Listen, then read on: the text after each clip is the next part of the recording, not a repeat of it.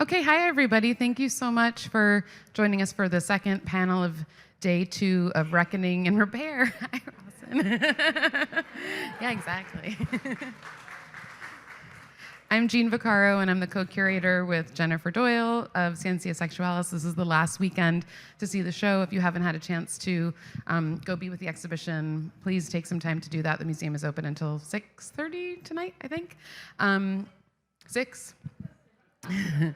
And then tomorrow, please join us again for 2 more wonderful panels.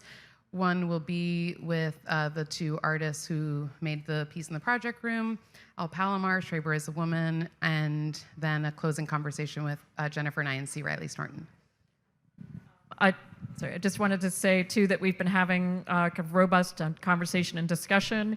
And so after Panteha and P staff, Panteha Abareshi and P staff present, we'll be opening up the floor to discussion and conversation. All questions are allowed, including questions that are building on things that have come up since yesterday and the previous panel. And there are bios for all the artists who are presenting as part of the symposium in an insert in the pamphlets on the chair, and so we encourage you to peruse them at your will, but we're going to let the artists speak for themselves and their work. And with that, we'll turn the floor over to you. Pete staff will be starting. Hi everyone. Thank you for coming. Yeah, so my understanding is that Panteha and I are both going to give kind of overviews, introductions to our work. I'm just going to speak about the work that I have in the exhibition. There are naturally these like tendrils or tangential thoughts that come out of it. If I do end up talking about another work, I'll try and give a bit of an overview of what that is. I feel like this little bit of the day is like secretly the antagonistic panel. I don't know if Panteha would agree. Yeah, so the 2 works that I have in the exhibition is a 16mm film and 2 photogram prints. The 16mm film is called Depollute. I'm going to be clicking through stills of that behind me. And the photograms are called Knife, Scalpel, Blade, and they're an ongoing series. I'll start with Depollute. So I made it in 2018, which feels relevant. It feels like a very different moment to now. But it was also in quite a particular continuum of where I was at in my research. It's a 16mm, I would call it a flicker film. It's also somewhat a poem text film. And for those who have already walked around the exhibition, you'll have noticed that it only plays on request. And so this was always, or like an early intention of the work. So, you can kind of see it through here, but there's a 16mm projector sat kind of inert in the gallery with a sign asking you to go and request to play the film. Upon going and finding someone, asking them to play it, what you see is about a 3-minute text. It flickers, it flashes, it has a sort of aggressive quality. But what it is an instructional text on how to perform a self-orchiectomy. And so an orchiectomy is the surgical removal of one or both testicles. In this instance, you're being guided through performing it on yourself. At this time, 2018, both as an artist researcher, but also in my own personal life, I was kind of interested in self-medding, forms of knowledge that circulate, particularly around transitioning, gender, but also other forms of autonomy, agency of the body, that were circulating outside of the parameters of the medical industrial complex or other kind of institutional realms. I mean, this could be something as simple as an ad hoc reading group. It could be something like teaching each other and passing hormones around outside of a hospital context. Or I was going towards this more extreme end of the spectrum, or extreme, which is people that were performing surgery on themselves. It's actually interesting too. I had a brief moment of researching the One Archive of sort of early HIV newsletters, where people were also sharing ad hoc information about how to essentially abuse different pharmaceuticals to treat an illness that at that time was not being treated, right? So that gives a little bit of context historically also to how there is this lineage, there is this history of sharing information, self-medding, finding forms of bodily agency that are not top-down, that are not hierarchical, right? What was interesting about orchiectomy, I mean, it came up a little bit in Nicki's talk before for anyone that was here, that in the early 2000s, there were 3 nurses running a kind of orchie shed. You could informally go and visit this clinic, pay under like $500. And so it was like a self-run clinic, right? The self-orchiectomy online was something that was frequently discussed. And on message boards, these threads would always be deleted really quickly. I found academic journals where doctors were discussing, essentially debating this issue of self-surgery, were kind of arguing back and forth about whether or not surgical knowledge should be disseminated among the masses, or whether it should be restricted so as to protect people. Something else that I found kind of compelling about this question of performing a self-orchiectomy was that it was often discussed as a way of forcing the hand of the medical institution. And so in a sense, if you begin a surgery, I really remember someone saying this on a forum, if you begin the surgery, they have to finish it for you. And so even if you end up losing so much blood that you have to go to the hospital, something goes wrong, this sort of thing, you are kind of guaranteed through a practice of care that this surgery will be completed to some degree. And what I found interesting about that was a kind of strategic element, right? If you are denied care, if you are not granted access to this, whether it's through insurance or whether it's through a psychological evaluation, or whether you just don't fit the criteria of someone that should or should not be given this surgery, you could essentially begin it and force the hand.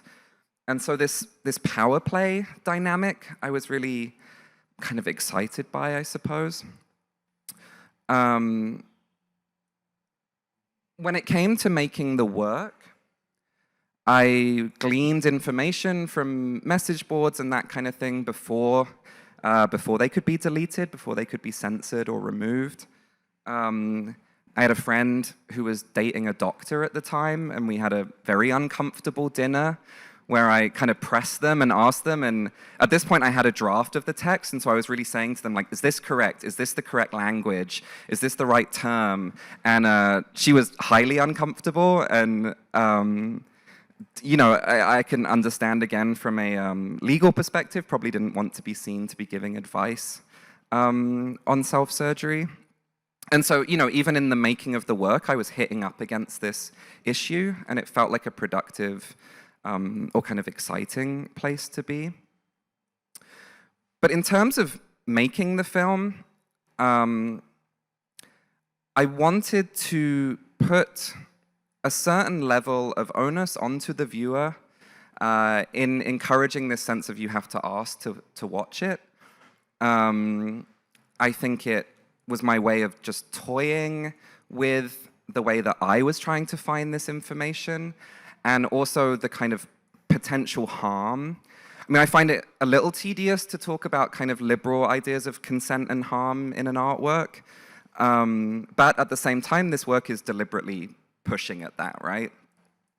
I like that it feels maybe erotically charged. I like that it feels pornographic, potentially, to watch this information. But what I really like is that for some audience members, it offers liberation, and for others, it's total fear. Like, I love this idea that you could have this total split, that two people could watch this same set of informational slides, and and be offered either, liberation or terror, Yeah, so the film plays for 3 minutes. It kind of like blasts you a little bit. It flashes at you. And the title Depollute is a deliberate upending of this idea of harm, that, self-surgery, self-harm, cutting oneself, deliberately mutilating oneself, these things all have these really negative connotations, right?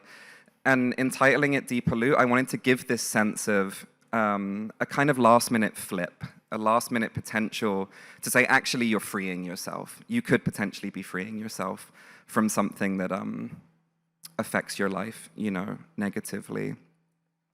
That part, I have my own, again, ambivalence about, because it falls into a slightly, tedious essentialist idea about what testosterone does or does not do and who it does or does not free, But maybe in that there's a little bit of admission of the personal impact for the artist, I was on this quest of liberation. I was on this quest of trying to find a way to free myself from my body. Really quickly, and then I'll pass to Panteha, is the other 2 works in the show are called Knife, Scalpel, Blade. It's an ongoing series of photograms, and so that is cameraless photography. It's putting an object on photographic paper, exposing it, and producing an image that way. In these works, I ask friends, partners, colleagues, acquaintances to lend me some sort of cutting device that is meaningful to them. For some people, this has been like a gardening tool. For some people, it's been a literal scalpel. I've had some cooking utensils, some self-defense knives.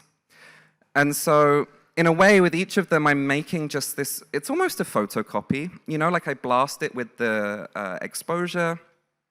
It makes a color field, and you get the white outline of whatever this cutting device is. The sentimental part of me might say it ends up producing a bigger portrait of my extended community.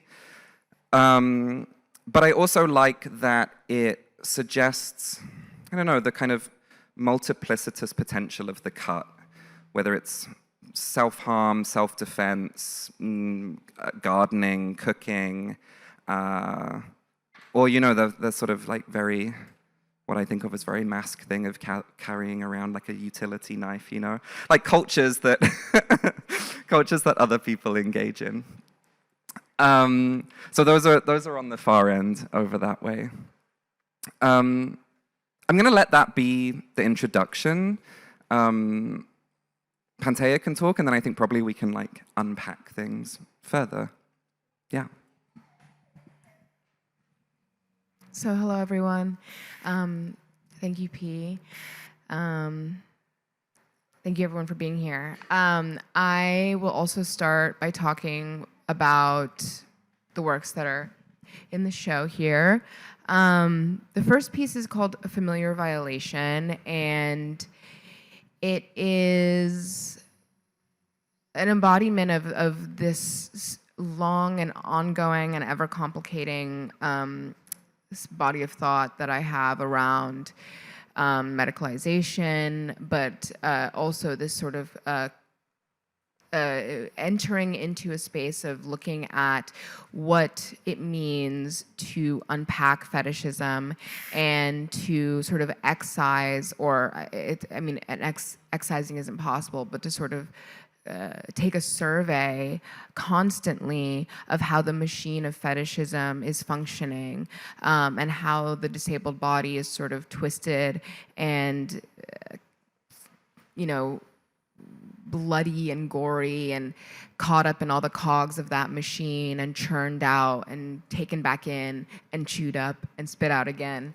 And it does really feel like I needed to learn, and I needed to sort of reframe my own understandings of violence, of violation, of pain, of pleasure, in order to truly be able to sort of delve into my own vulnerability and in making these works. And I think that as a body that is medicalized, and I've known nothing other than an existence that is medicalized, it has really sort of heavily impacted my notions of control and consent, and has given me such a staunch understanding of how the power differentials between those bodies in hierarchies of otherness, how power is exercised, and how violation is such a quintessential part of existing as a medically othered body. And within disability and my experience of disability, and within my experience of illness, there is this notion of objecthood. But even more into that, there is a sense that the body, once it enters the space of being labeled as sick, as a sort of sick, disabled thing, how the politics of the consent around that body and that body's ability to consent and move through consent and move through control changes so quickly, so distinctly, so radically.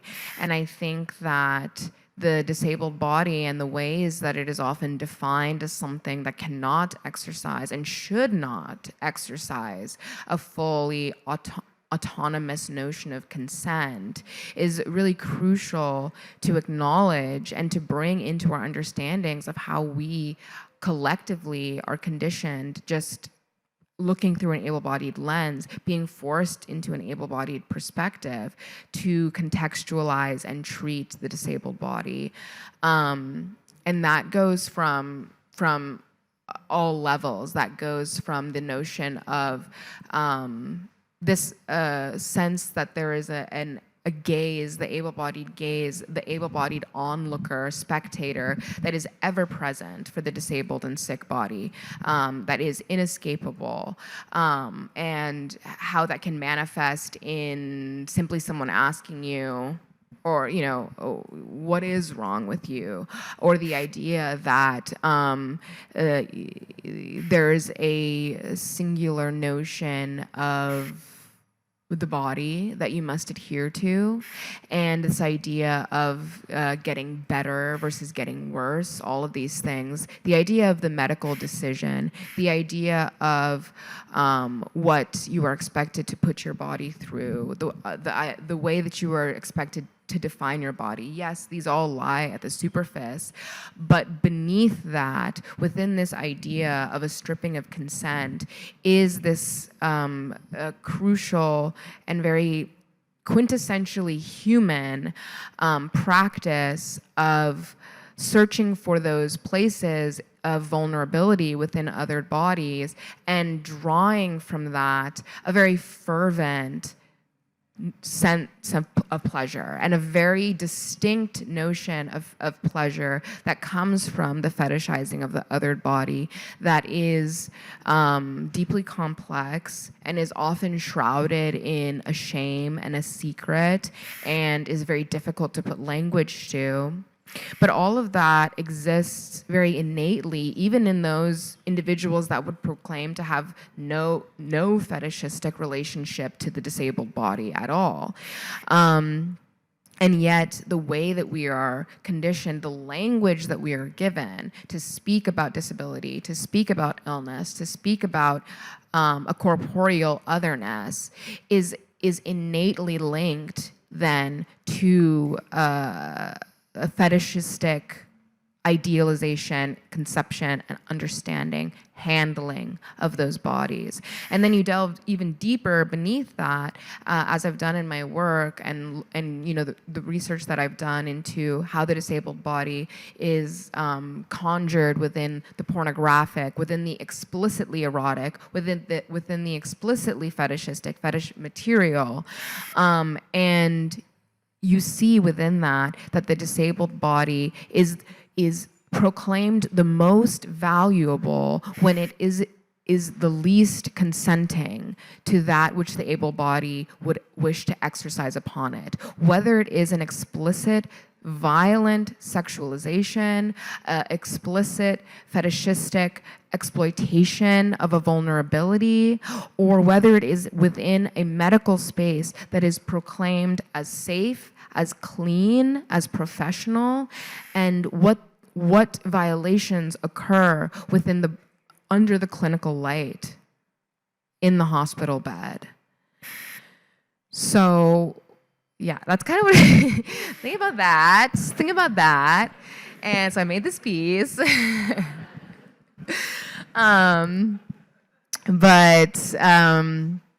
and in a lot of the pieces that I make, I use these cast parts of the body.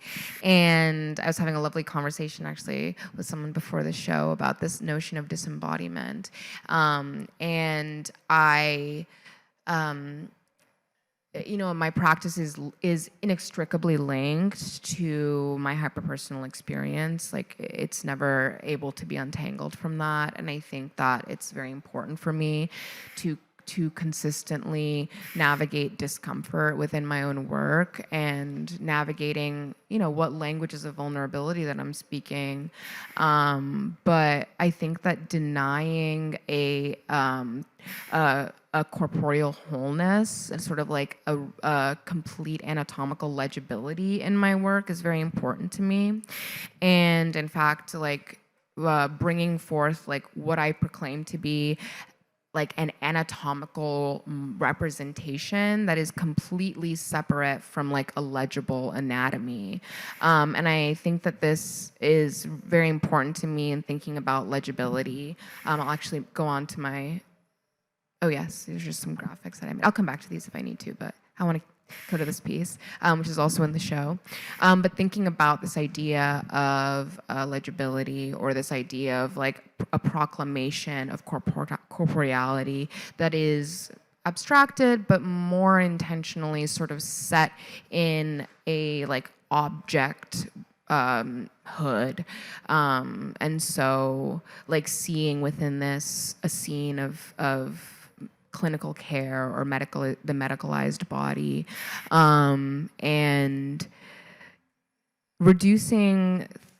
not reducing perhaps, but bringing a sort of language of violence into these representations that to me actually hold a lot of whimsy, but are also sort of like meant to be quite disconcerting or uncomfortable. And I think that those two things are not mutually exclusive, a whimsy and a discomfort. And I think that that's, for me, something really important to continue to sort of like navigate in my work.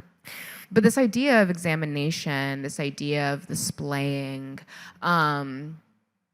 and all of that being very consistent in the sort of three pieces that I have in the show. And then, going on to the gag piece in the show, necessary measures, and thinking then more about these, I think there's a lot of implications of sort of BDSM or kink in my work, but there are pieces such as this one that sort of more explicitly or clearly articulate that I am, wanting to articulate power differential in a way that isn't so binary, and to question the compartmentalization that we really are so hungry for, just simply for our own comfort, and simply to lull ourselves into a notion of feeling as though we do understand something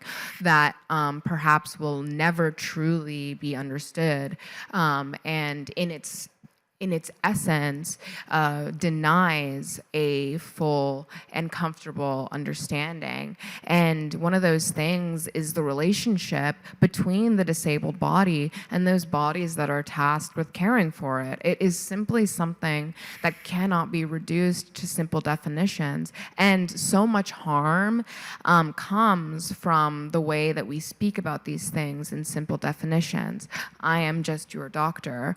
I am just your hospice nurse. I am just your caregiver. I could go very in depth into the sort of like deeply complex nature of the relationship between the caregiver and the body that it's tasked with caring for. But there is already an intense power differential between the able body and the body that then lies on in the hierarchy inherently beneath it because of its existence with physical difference or with a corporeal difference, with a disability of any kind, an illness, a combination of all of those things, an existence that is in the definitions that we wish we could speak about the body, in the definitions that we are taught to speak about the body. These other bodies are so complicated and they refuse a sort of simple and comfortable language. But we can say, disabled thing. That disabled thing, which requires an intervention, requires a help. And as I mentioned, the sort of like stripping of consent that comes with your legibility as a sick, disabled thing, that also is super present in dynamics of care, where the caregiver is proclaimed to not just know what the disabled body needs, but to know better what the disabled body needs than perhaps the disabled body itself. And the autonomy of the disabled body is something that is very uncomfortable and does not, again, adhere to a simple language or set of instructions. And we see the disabled body as something that has a obfuscated autonomy. And so the caregiver comes in and is placed as a sort of like, the able-bodied handler of the disabled body. And that relationship is super complicated. I myself have a partner, romantic partner, who is also my primary caregiver.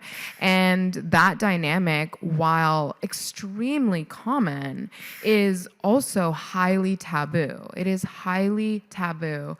And looking at a piece like this and sort of labeling these works, labeling this as sort of a necessary measure, the idea that the patient should be gagged, and in that gagging is also this idea of care, because the idea of medication, medicating, the idea that if you are not pursuing a sort of explicit, altering of your illness, of your ill body, of your disabled body, whether it's through,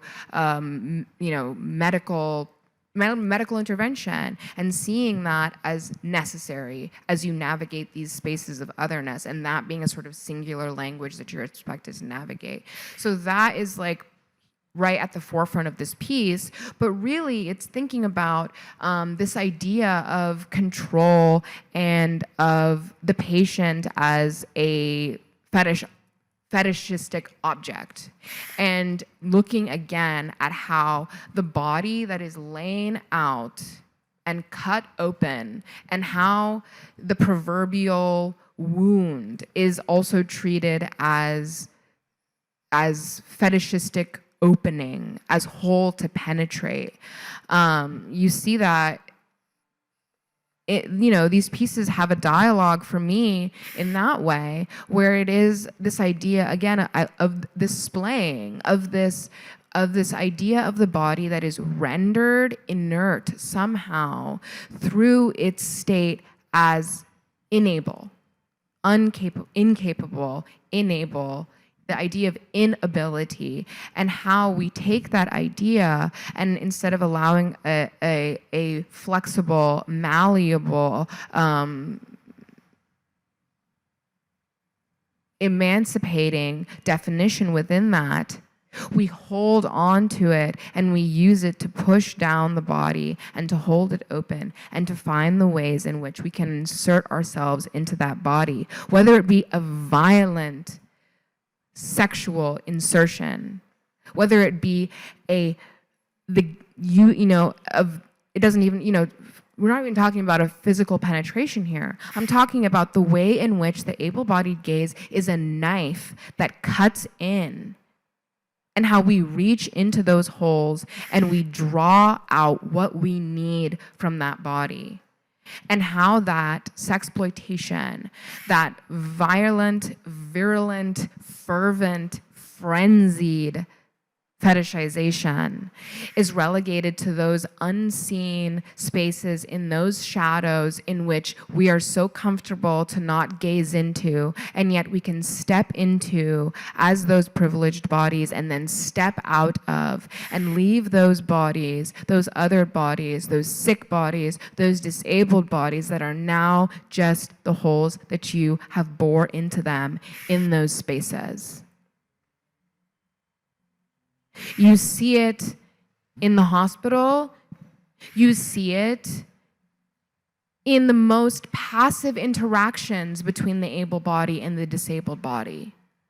And then you see it in, of course, the more explicated instances of fetishization. And I have watched a lot of disabled porn. I have seen a great deal of the explicated sexualization of the disabled body. And the pattern that occurs in those spaces reflects so directly, so clearly, so harrowingly our larger relationship to the disabled body. What I see again and again in disabled porn, amateur, proclaimedly amateur disabled porn, mind you. Again, I like to say it's not bang bros I'm talking about here. Home videos. What I see is this pattern of caregiver exploiting their disabled ward. It is for your pleasure, a violation of consent. And it's very fascinating to me in the way that it differentiates itself from other explicitly fetishistic and pornographic violations of consent that we might see, because this is actually a very comfortable violation of consent. Even though for me it is incredibly uncomfortable, and I think for most people, it can be incredibly uncomfortable to watch a video of a disabled man being woken from sleep by his able-bodied female caregiver giving him a hand job. The discomfort of that is in our discomfort with sexuality sort of as a collective, but what that action and what the context of these and narratives of these pornographic videos that I have watched in my research and otherwise speak to is how comfortable we are with the disabled body being in a position where its consent is being violated, or where the decisions about its consent are out of its hands. We are so comfortable when the disabled body is being handled. We are so uncomfortable when the disabled body is proclaimedly loud in its existence. You look around to see where is the able body managing this disabled body that is disrupting this able-bodied space. The disabled body exists as a fundamental disruptor in able-bodied society because we are, on every level, living in a society that is acutely hostile to the disabled body, hostile architecture, language that is hostile in its absence of a lexicon that is accommodating, that is wide enough to hold space for the body, to have a soft place for it to land. It is hostile in every way, and so the disabled body is relegated to the shadows, and it is kept in the shadows. It is expected to reside in a domicile. It is expected to reside in a hospital space. There are comfortable places for the disabled body to be, but all of those spaces are outside of our view. The proverbial broom closet that the sick and disabled body is expected to be shoved into for the sake of an able-bodied comfort is where the disabled body must remain. This cycle of alienation keeps the disabled body a sort of horrifying myth.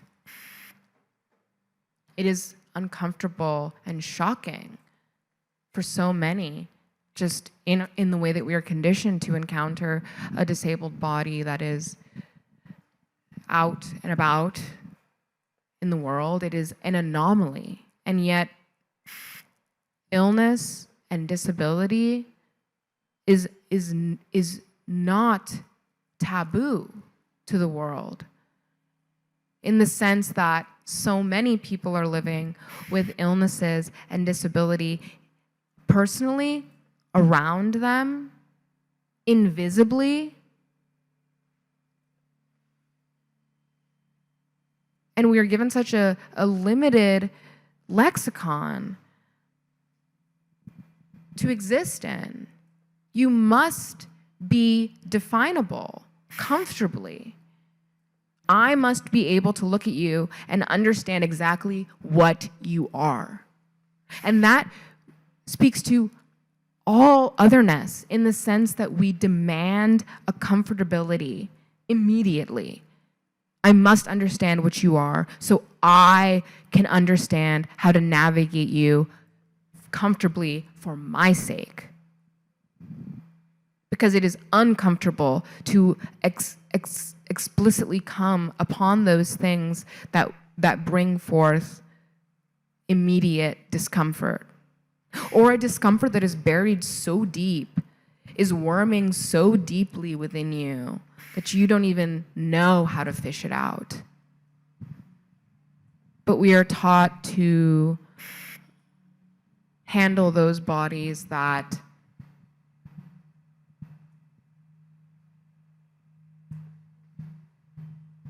in their existence perhaps call for, beg for a tenderness.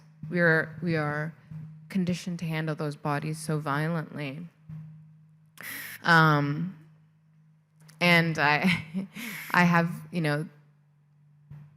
I want to speak together. So yeah, but thank you. Jeanne and I are going to join, and yeah.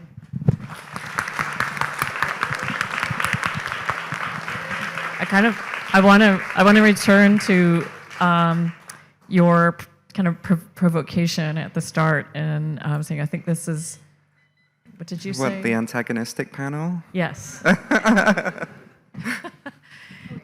wanted to say one quick thing about self-surgery that you were talking about, that I just wanted to quickly mention this, that like in my research, in my delving into sort of like disabled porn and like these more like explicit spaces, it was actually triggered by my like coming into and exploring this faction of disabled fetishism, which is like wannabes, like people whose fetishistic relationship to the disabled body manifests in a desire to like disable themselves or to become disabled, or feeling as though like the true state of their body is one in which that is disabled. And so there's communities of people who perform amputations on themselves, and it's a community that has been really difficult for me to like infiltrate and explore, because it is such a heavy taboo, and it is so like, you know, it's like buried in forum into forum, and then, you know, I'm on something where it's like I actually need dial-up to access this forum. It's like simply not possible on a normal computer. But and there's actually an essay about that. Hill, do you remember the name of it's like an Australian, you know what I mean? There's this like somotechnics like element of like Australian trans theory, yes. and this essay that's about the relationship between selective amputation and trans politics, and if there is some kind of you know, alliance or disjuncture there. We're gonna find it. Oh yeah, someone yes. Yeah. But I was just thinking about that. Yeah, I mean, it's fascinating how, in a way, one could argue that that is the trickle down of this ableist gaze that really reaffirms and reasserts at all times that wholeness is the only way to be, right? Yeah. That to want to excise or to lose some part of yourself is the greatest taboo or something, right? Absolutely. Yes. Yeah. Yeah. The idea of wholeness that is so even like marketed to everyone, like the able-bodied standard is is wholeness, and I have always really struggled with this idea of the subtractive notion of illness or disability, where it's like you are literally, if you think about like the idea of like being lesser, like it's such a like easy language to reach for, but it's like that the disabled body is an able body that has just had like essential parts of it like carved away, or that like trans bodies or queer bodies are like, there is a normalcy somewhere, but like some essential part that would make you be heteronormative, that would make you fit into the hegemony, has been like carved away, or like like, you know, like I think that within illness there is this idea that you should strive for that wholeness, and that there's like a shame in either like reveling in your incompleteness, or like you're rejecting altogether the idea of wholeness.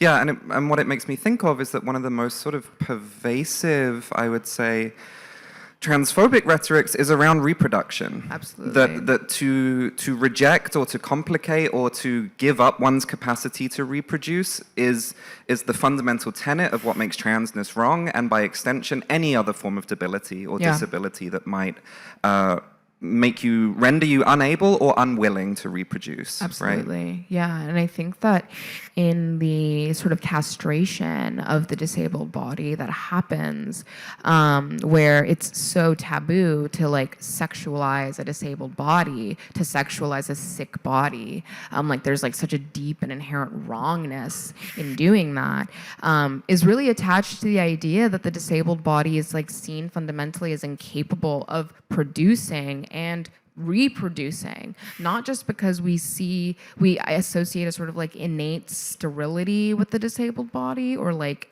it is othered in terms of its existence, but the idea that you wouldn't want to reproduce with a disabled body, this like idea of a clean, right, healthy society where a lineage must stop with the othered body, and cannot continue, should not continue. And, you know, like when I like found out that I was sterile because of my illness when I was like 11 years old. It was like a celebration for me. It's like, you know, I wanted to throw a party, but I think that it also really helped me like define my relationship between my gender and my disability and my illness, and how through like an abstraction of my body, my physical body, simply because it like could not adhere to normative bodily standards, I was also able to like more easily find a liberation in my gender, in not being able to adhere to that, because the idea of femaleness or maleness was simply like inaccessible to me, because of like things within my physicality, things within my hormone levels, things within that.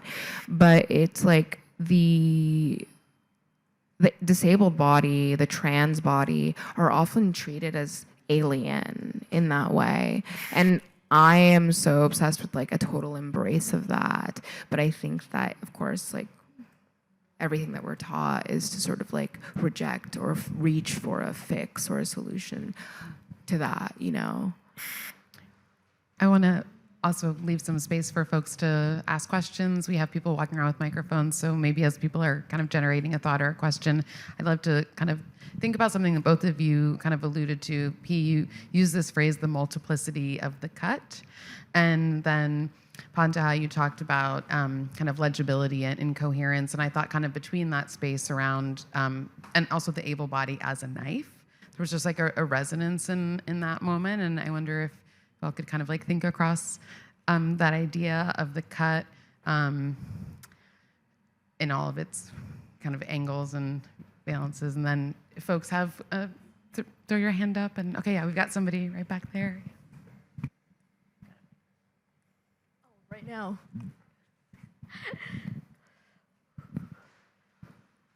Hi, oh my God, thank you both so much for just these incredible corporeal, viscerally affective talks and dialogues and engagements and vulnerabilities.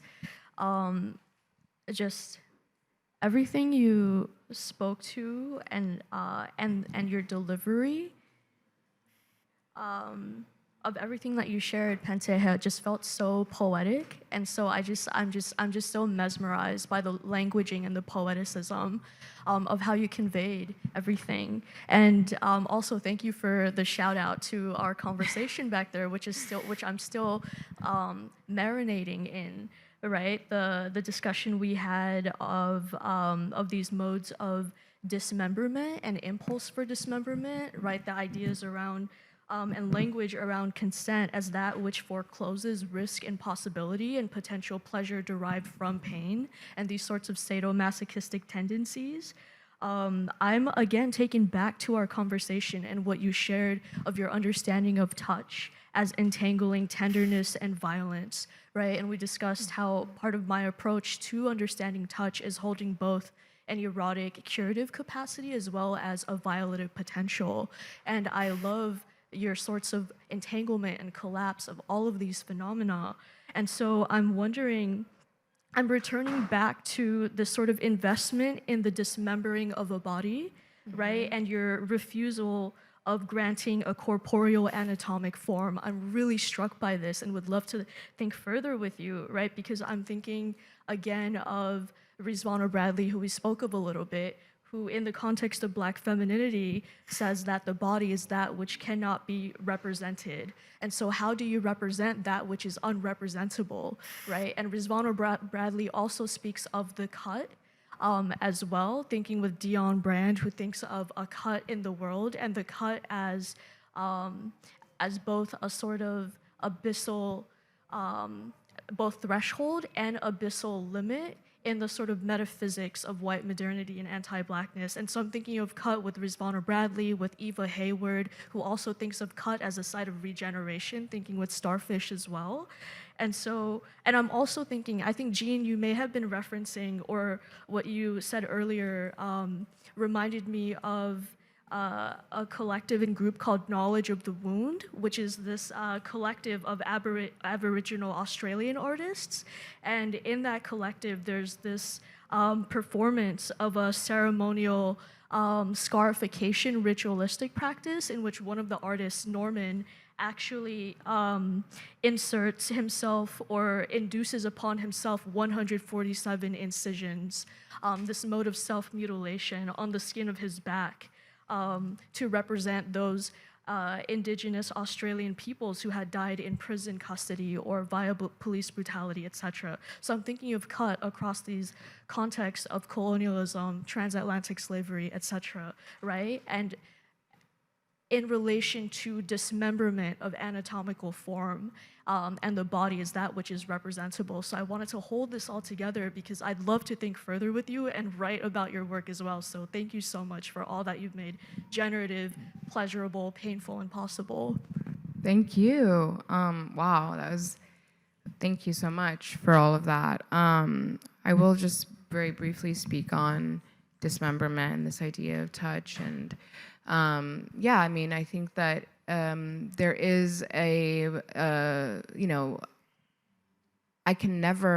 will never, and I can never, and it's to simplify touch to, again, yeah, that which either hurts or helps is just impossible for me. I think that even in the most violent experiences that I've had in clinical spaces and medical spaces,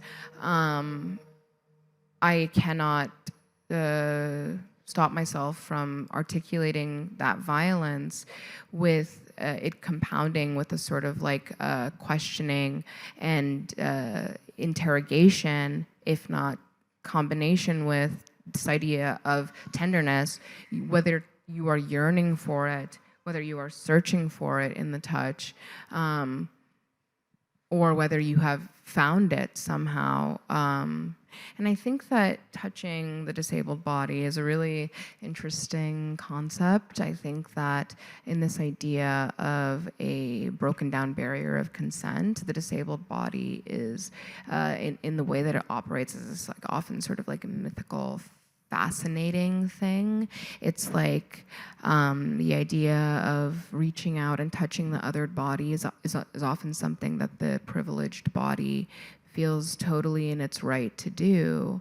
And I think that the disabled body and the sick body is, again, like I said, sort of interesting in the way that its existence is defined by the idea that it requires an external intervention and an external handling. That to be sick or to be disabled or both is to need to be handled by the able body in whatever manner that might be, in it being transferring you from wheelchair to bed, whether it be a simple diagnostic touch, again, whether it be a violating touch, in a diagnostic touch, in a transferring from bed to wheelchair, in a romantic gesture. And in a piece like Familiar Violation, for instance, like this idea of touch is like brought forth through this like exploration or like idea of the orifice and the wound, or but also I think that like in these senses of the idea of pain and the idea of control, for me it's very important to bring forth these representations that articulate the idea of an autonomy in pain that is quite uncomfortable and taboo, in the sense that a body that is in pain might reach for agony as a form of release, as a form of control, and that these ideas of mutilation, whatever that might be, to enable body, something that the disabled body, the sick body, the other body, the queer body is doing to itself might be explicitly and simply contextualized as capital M mutilation.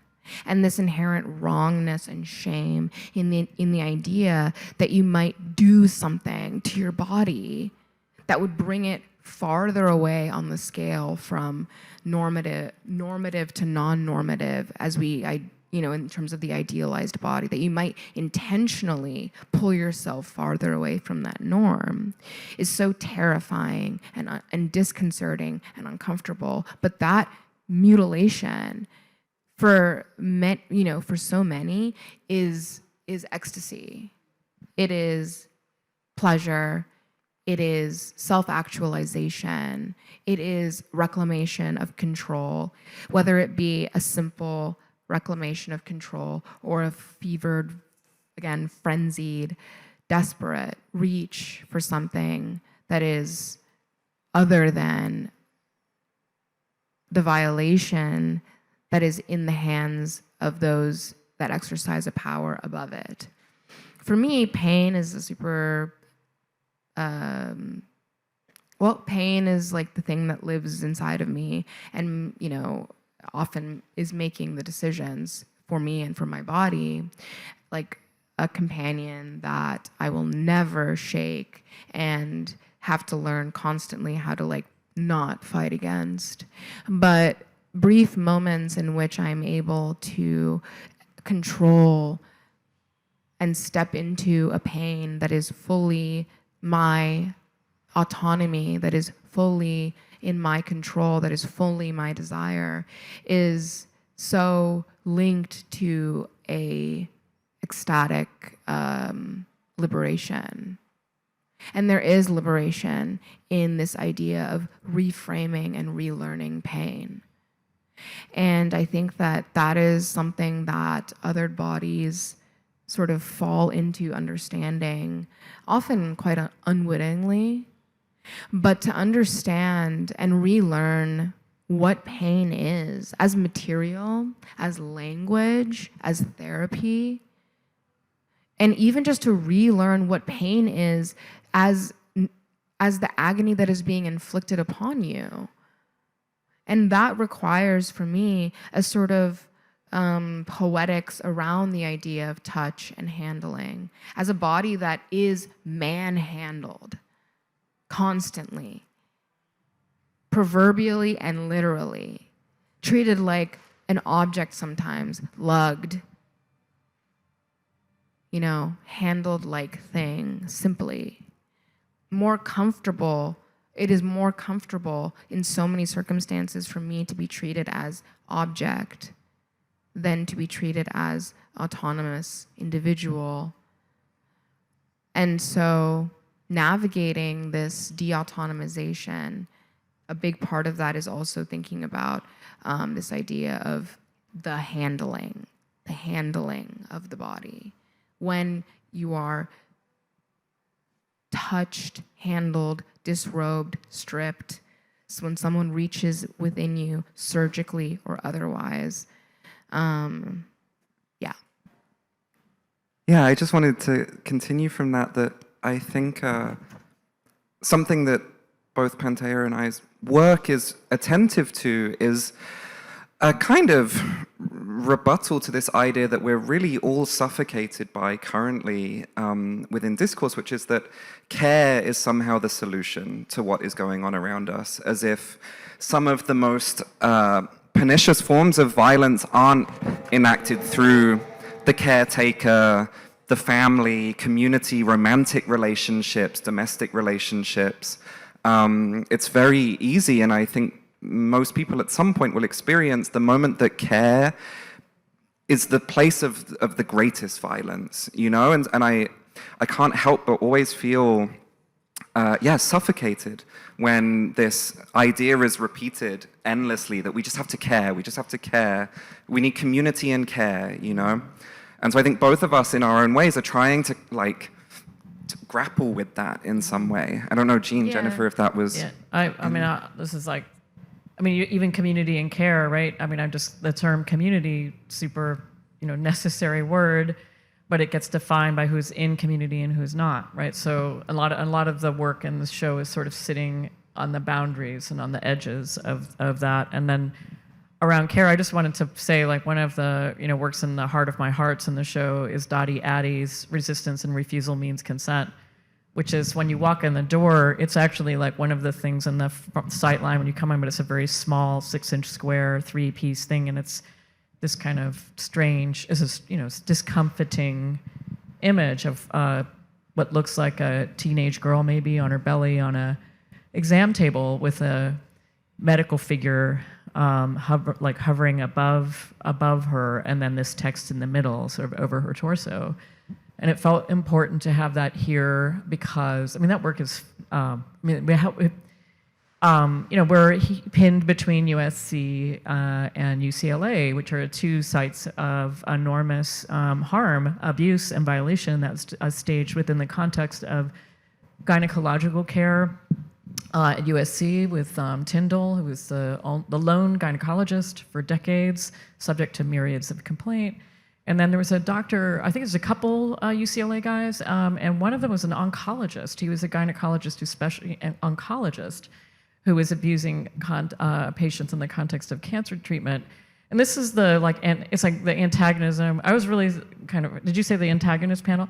I love that you brought that up. It's almost like a button, like a red flag for me, because in a good way.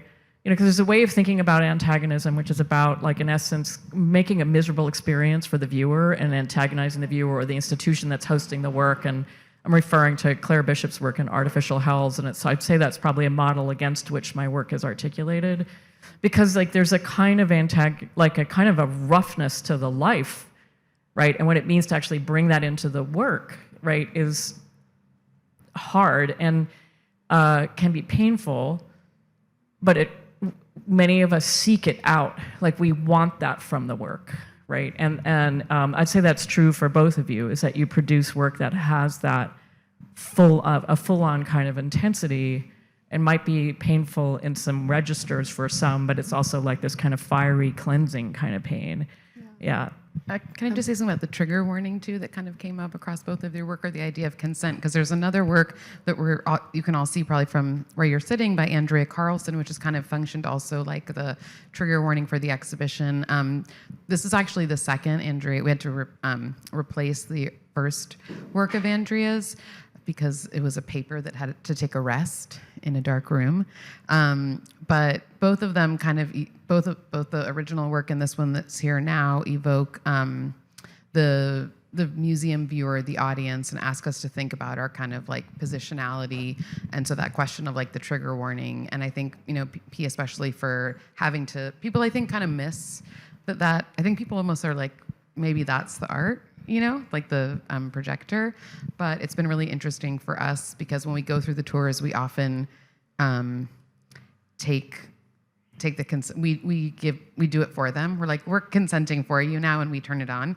But it's been really interesting to see how people interact with that kind of question or invitation. My favorite are the really kind of straighter, older groups where women take it as an occasion, so it's like cis women are to take it as an occasion to kind of poke at the cis men in the group and kind of like make jokes. And then, because Jeanne's like, the men seem so uncomfortable. I'm like, because the women are all enjoying themselves, like humiliating them, right? Yeah.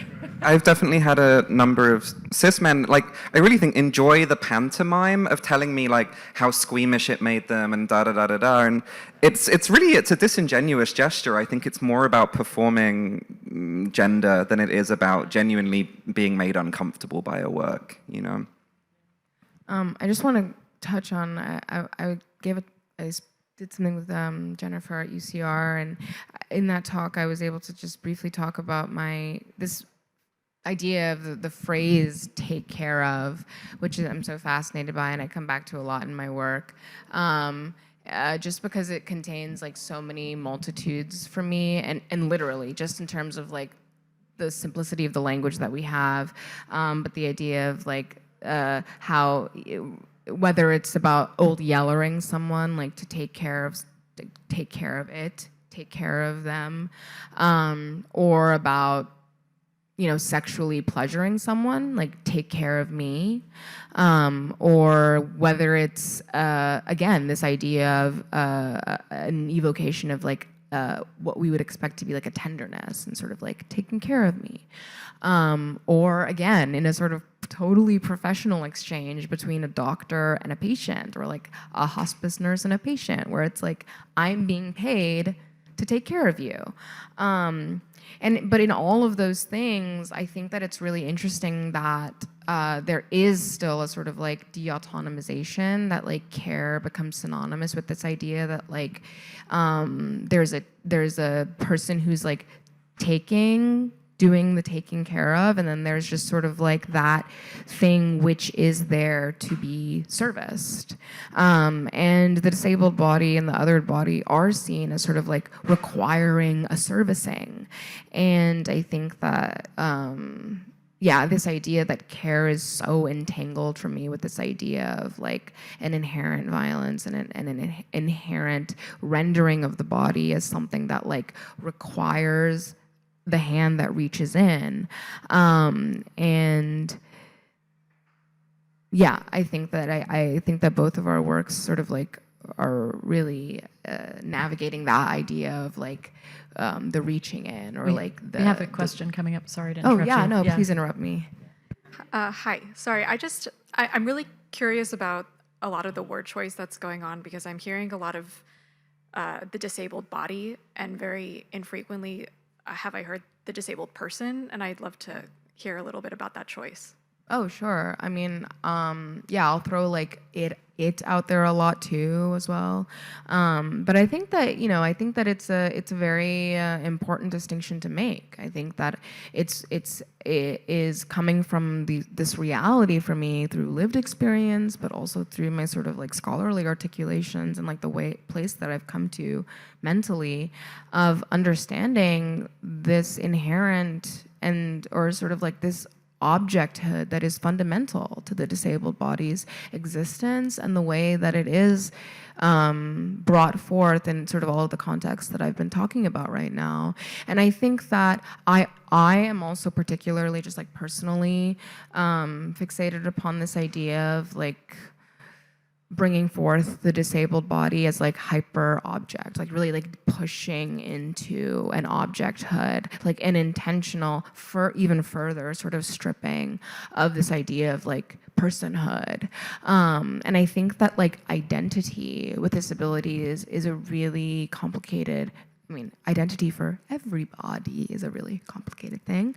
But to say, the disabled body, it's an experience and it's an existence that is highly essentialized, as is all otherness. But it is also an otherness that sort of necessitates this idea of like hyper individual vulnerability and sharing of experience to broaden our lexicon and our understanding even of what disabled experience is. It's difficult to stitch together an idea of a unifying sense of disability that isn't in itself defined by extremely different experiences, even of the same illness, even of the same disability. And so, within my work, I'm dealing less with the disabled person than I am with the disabled object. And, even in, I have extracted myself a lot from my work. Like my own body as material is something that's really become more easy for me to reach to, or was easier for me to reach to. And so, even sort of like denying my own place in my work, like casting body parts and they are white body parts. My own corporeality isn't even sort of like legible or brought forth in the work, and I'm erecting a sort of like barrier of inclusion even to myself. And I think that that's like, just for me personally, is a really important navigation, a really difficult navigation in my artwork.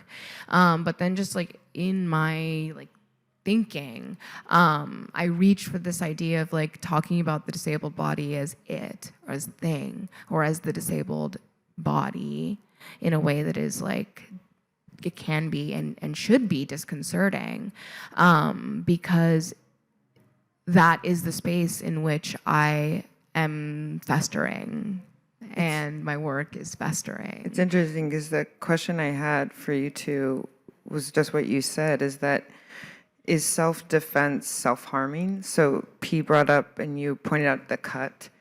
I love that, and about thinking politically right now, right? Like, what do we have to defend on ourselves and for our self-determination? But also it could imply means that will also hurt us and harm us or dehumanize. And your point, right? That you're not using person, and then there's a place in maybe which you're contributing. I don't necessarily think that, but I'm hearing you say that people could be disconcerted by your use of body over personhood.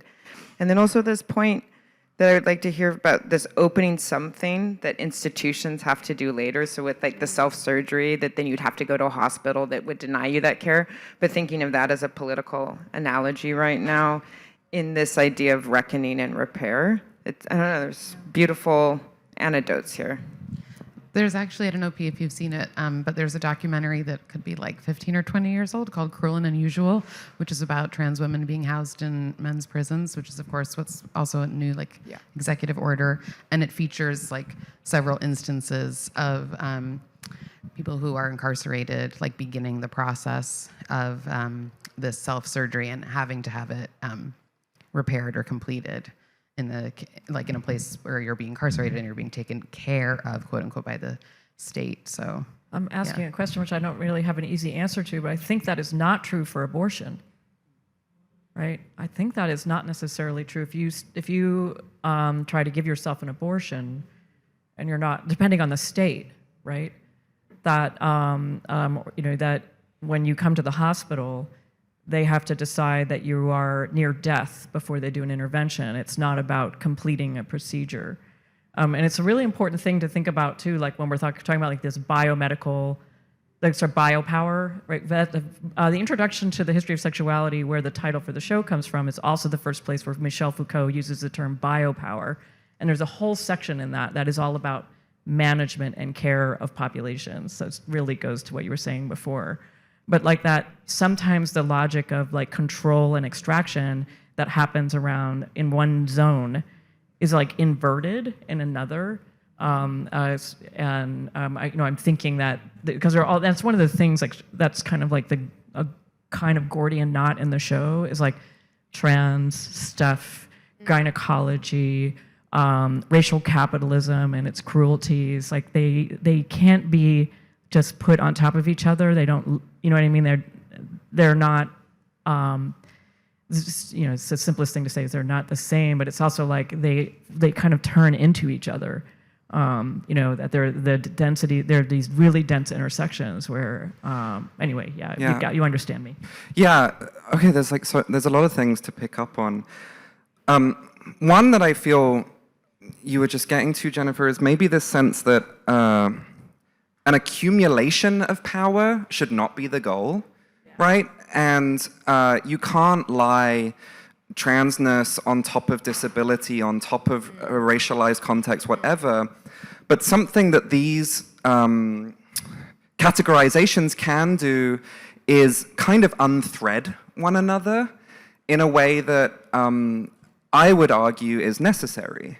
That transness can complicate disability, which can complicate race, which can complicate capitalism, whatever.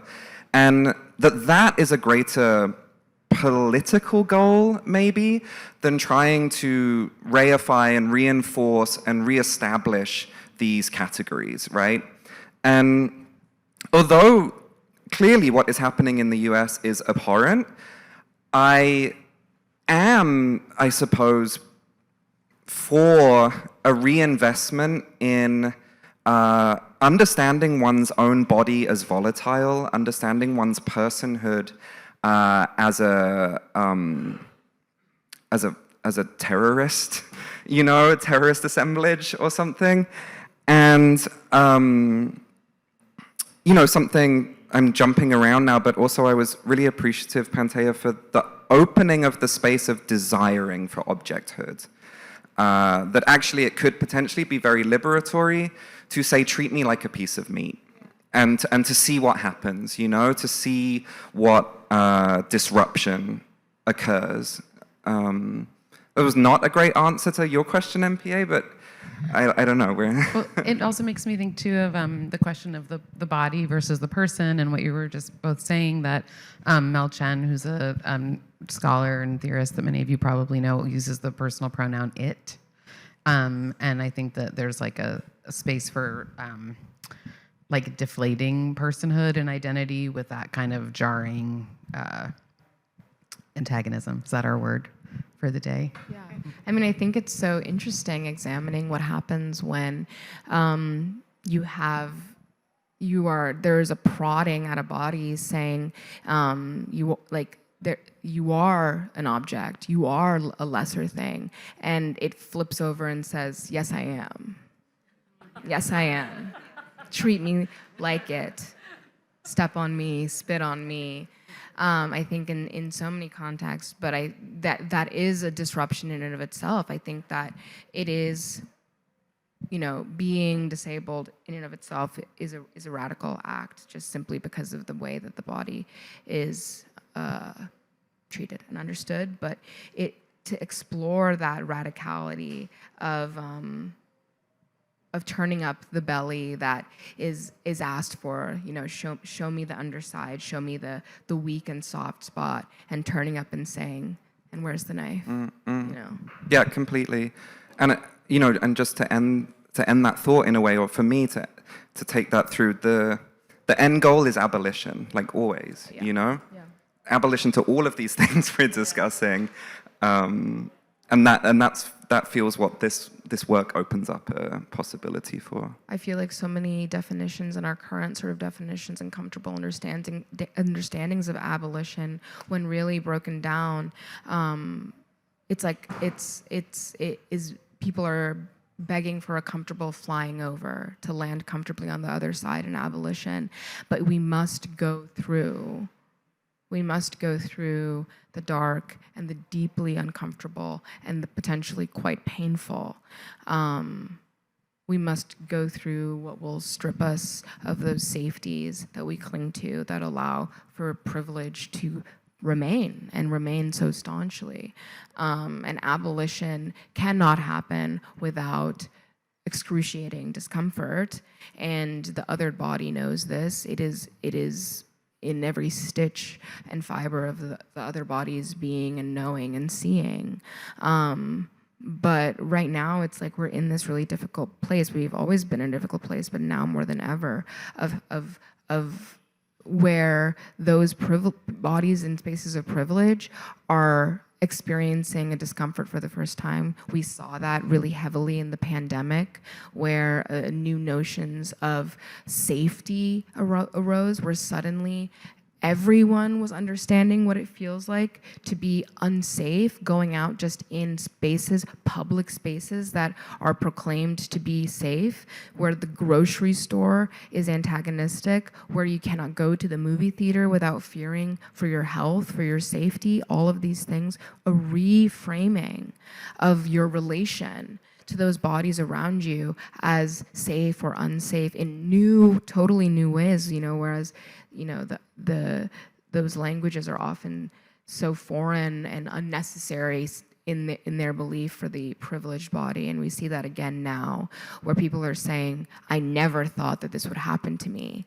Why is this happening to me? And I think that you can use that to push through, or you can find that there is a fleeing. Again, I think when COVID was happening, I was so desperate for this sort of change in the idea of corporeality to instigate something larger. And I think it did shift something collectively for us, but we have to, again, learn to not flee from those pricks. Yeah, we're just going to take one question, and then we'll talk a little bit about tomorrow before we break up for the day. Oh, thank you. Ashton. Yeah, thank you so much. I know we're getting close to the end of the scheduled time. I was really struck by this phrase from P about the artist as sort of terrorist assemblage, and this recurring theme of this panel as antagonistic. And I wanted to ask, or maybe point to this this aspect of your work in this show where people are required to ask in order to view it. The work itself for sure felt antagonistic to me in an exciting way, both like as a sensory kind of matter, but also in terms of the content. But this, I hear that required ask being positioned in the kind of language of consent. But the way it hit for me, the way I kind of love it the most, is thinking of it as you making us beg for it. Which then makes me think about Adrian Piper and these like other histories of making the power dynamics between the viewer and the artist, and also the power and making the viewer do stuff, making the viewer perform for you, perform before they're allowed that look at your work. And as a trans artist, like living and working right now, that feels like really exciting territory to me. And so I just wanted to like make a little room for you to talk about those power dynamics. Thank you so much for that. Yeah, I feel like my favorite part of both mine and Pantea's work in this show is that suggestion of like, yeah, you want this, don't you? Probably to that point, I would just say that, you know, desire is one of the greatest political disruptors. We all want things that we shouldn't. We all want things that we wish we didn't want. And sometimes the things that we want will destroy our lives, you know, and probably everyone has some example of that. And so in that sense, you know, my desire for the work is just not to capitulate to thinking of desire as a safe place, you know? That's really it. I think that's all it is. Thank you. That's really great. And it's very also like very much related to the conversation that will start tomorrow off. Our first panel starts at 1. Is with the artist Al Palomar. It's two artists who collaborate as Al Palomar, and they are here right now, and I'm gesturing towards them.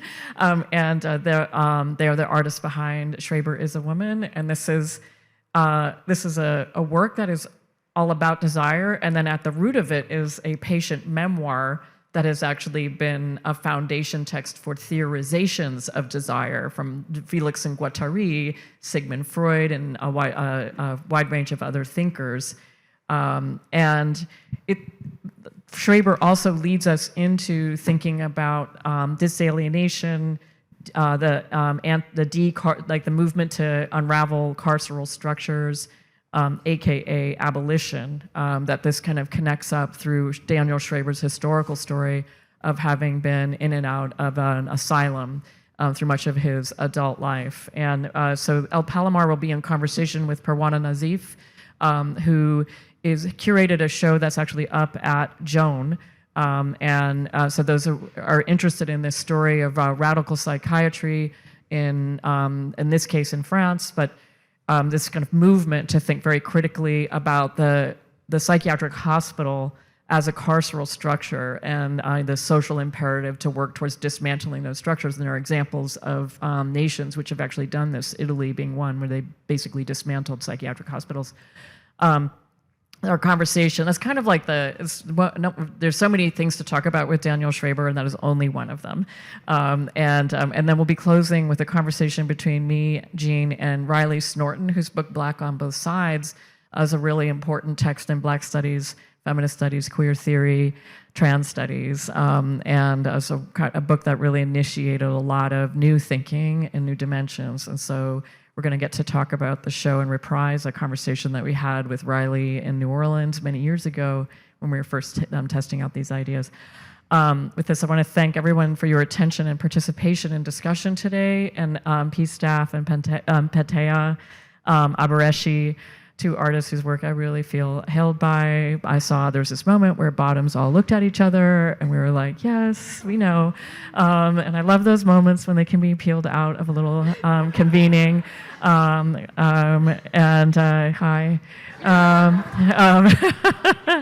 Hi. Okay, so with that, we'll close today, and hopefully I'll see lots of you tomorrow. Jeanne? I think we should all go for a drink, eh? Let's thank the artists. Thank you.